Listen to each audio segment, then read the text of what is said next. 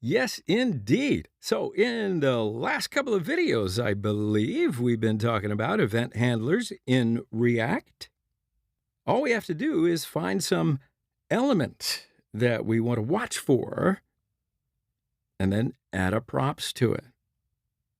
Then we'll pass that prop a callback, and then that callback will be invoked at any time that the event occurs. So besides that, you probably see some different syntax for this callback right here. It's something like that we can pass an arrow function to this props instead of just referencing the method like this. So let me show you how to do that.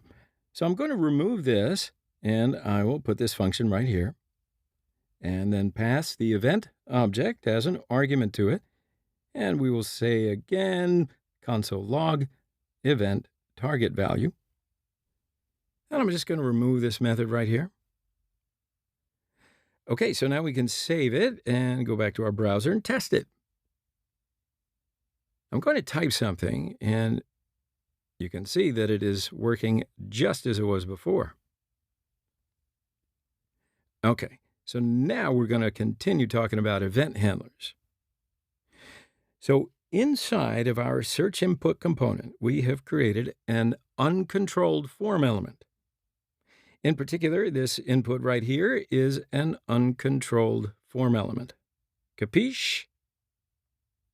Now, in general, as React developers, we prefer to work with controlled components. Perhaps even just the way you are, you like to work with controlled components. So in this video, we're going to refactor our search input from an uncontrolled element into a controlled element. So first, we're going to do it, and then after that, I'm going to tell you exactly what the difference between the two of them are and why we would prefer controlled elements. All right, so let's get to it. So inside my search input component, at the top of my class, I'm going to initialize a state object. I'm going to say state is an object that has a single property that we will refer to as entry. And this is going to be an empty string.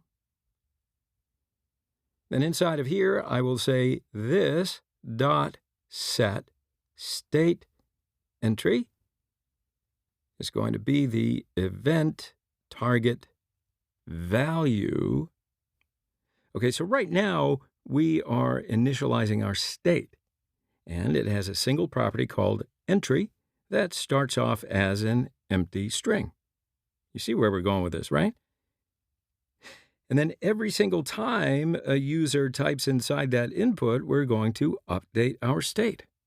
So we're going to update that entry property with whatever the current value coming from the input is. And then as a final step on the input, I'm going to say a new prop called value will be equal to this dot state dot entry.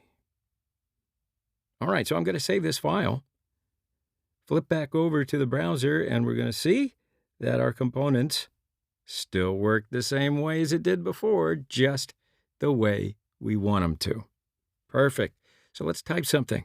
Yeah, see, it seems like we don't have any problems. Okay, so now through this, you might have some questions bubbling up to the surface like, wait a minute, why are we using state? Why are we updating state whenever we change the input? And I don't know, why are we passing something called value back into the input?